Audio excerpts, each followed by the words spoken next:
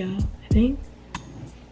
And we are focusing. Hello everybody, welcome back to my channel.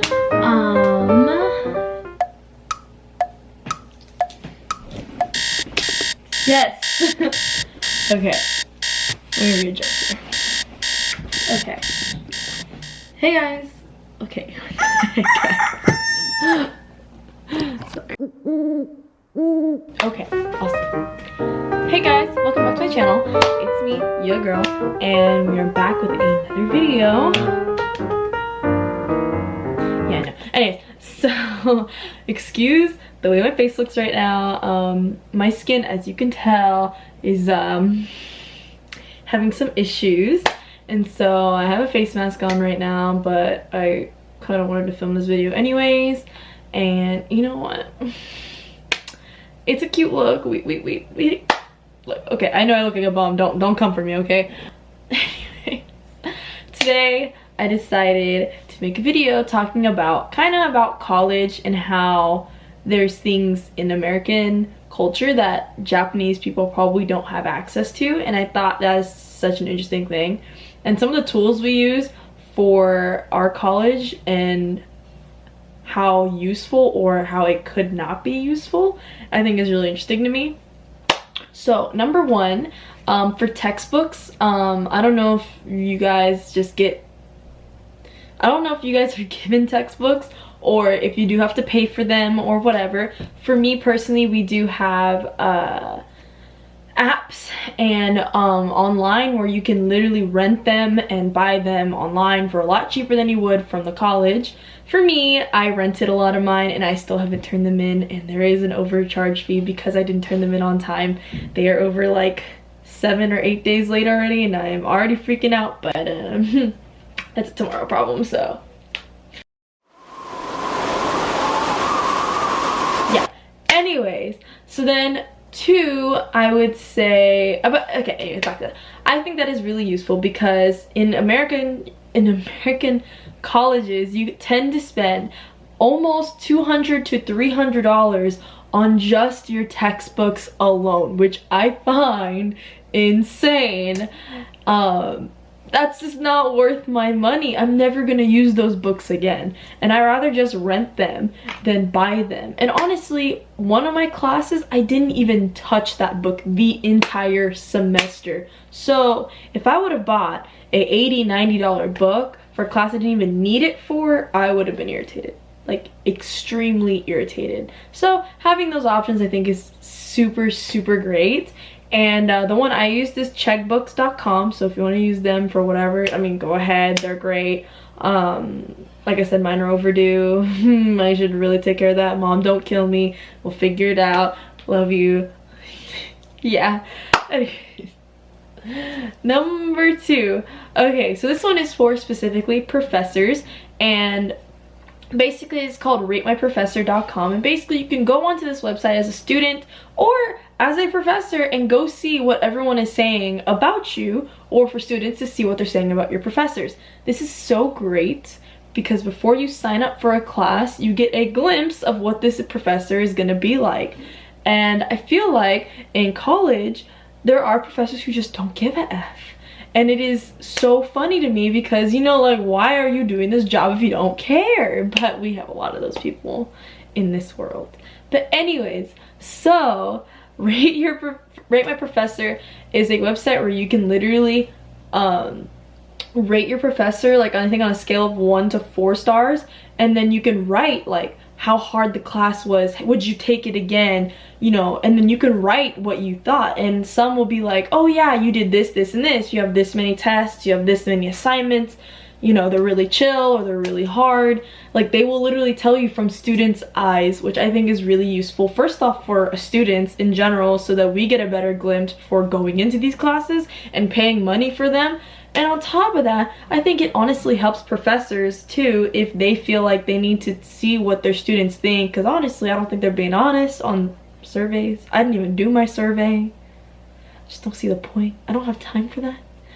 But yes, I thought that's such a cool thing for a great example. But the only downside to this website is they have to have been there for a minute to really get a good idea of what the professor is like. So a lot of my professors were newer, or they were only being there for temporary, so there wasn't a lot of information about them online. And also my first semester of classes, my counselor picked out my schedule and who my professors were. Like, I didn't control who I had, so I didn't really have a choice. This semester I actually did research about 2 hours worth on each professor and see who they were and how they did the classes and everything like that. And I think I got a good professors, I think. Maybe, I don't know. Anyways, for example, I had an English professor. She's kind of new. She's only been around for, I want to say, like 2 years at my college, and there was a lot of kind of mixed reviews on her, and I really didn't know how to feel about her class because everyone was kind of saying like she picked favorites and that she got very moody and she would get mad, and I got very nervous. But ends up, those reviews were over a year ago, so that was a few semesters in, and you know, people go through things, and you know, that could have been anything. And honestly, she was a great professor. She was super sweet, she was very supportive, and you know, she was very understanding. For me at least, she loved me, okay? Like, she loved everyone. I didn't see her hate a specific person. So I thought she was a great professor. I thought she was very, very supportive, and she was definitely trying to get you to where you wanted to be by the end of that class. And that was for English, and I suck at English, okay? And I still made it out there with a freaking A. So props to me, I did it. Good job, I made it through. But yeah, like 100%, like, I didn't think she was a bad professor, but that definitely made me nervous for her. Another professor that I had that didn't have any information on him was my history teacher, who I think was only there for a semester because he was only down here for a certain amount of time, and he actually lives somewhere else. And he was I loved his class just because he was so, like, he had no filter, and he would just talk about the most random things. Like, it relates to history, like, don't get me wrong, but like, it didn't go really with our course at all. So it was just really funny. And so, like, for example, he taught us when a bear approaches you in the woods, like, not to move too much, and if you don't have bear spray, like, to lay flat on your stomach, that way your ribs and your backbone is protecting your organs, and stupid stuff like that. We were learning all kinds of dumb stuff, and on top of that, he made it very interesting and fun, like, because he had no filter, so he would talk like he was just like one of us, and like he was just telling a story. So honestly, it was pretty cool. And also, he never kept us over 30 minutes in class, and our class was originally an hour and a half long. None of our classes ever went that long.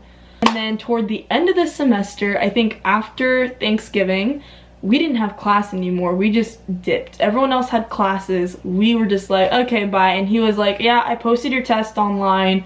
Go take it. All of our tests were online. All of our assignments were online. He's like, if you don't show up to class, I don't care. Like, literally, you could have passed the class with just getting home, taking the assignments. But I think he was pretty cool. I think it was definitely an interesting experience to see college professors just so relaxed versus how I was in high school with my teachers being so high-strung and very, very, like, on top of it because it's high school and there's a lot of restrictions. But with professors, there's a lot, I guess, a lot more room to talk about what they want to, and how they do the class is really up to them. And I think that's a really cool concept.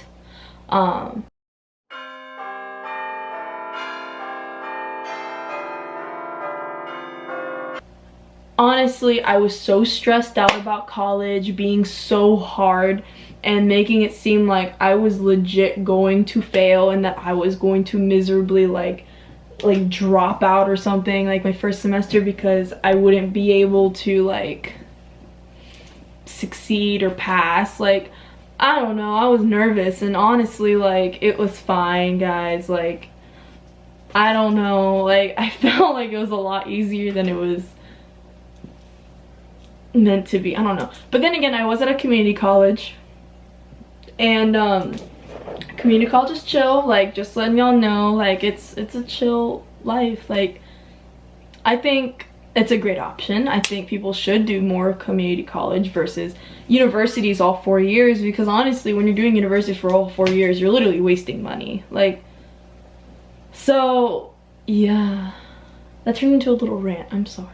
But I hope this short video was informative but also kind of fun to listen to, I guess, because you got a little sneak peek at what my professors were like in college and some of the stuff I use for college. But anyways, I hope you guys enjoyed the video. Thank you so much for watching and supporting me, and of course I hope you guys had a very great New Year's, and I'm so excited to start posting more this year, and I promise it will be a lot more than last year. And I'm super excited to see this journey with everyone, with Narumi and my family, and see how everyone's gonna grow this year, because 2020 is our year. I know it's so corny, I know everyone says the same thing, new year, new me, but I'm so dead serious, guys. Like, this is our year, and it's gonna go good, and it's gonna be amazing. So please like and comment if you enjoyed the video, and please don't forget to subscribe and hit that notification bell for when we do post, because you know we never post on the same day, so you want to know when this thing goes up. But yeah, love you guys so much, and I'll see you in the next one. Bye. Daddy, please. You know that I want one of these. Plus, all my friends got cars when they turned 16. Dad, please, I want a white Jeep.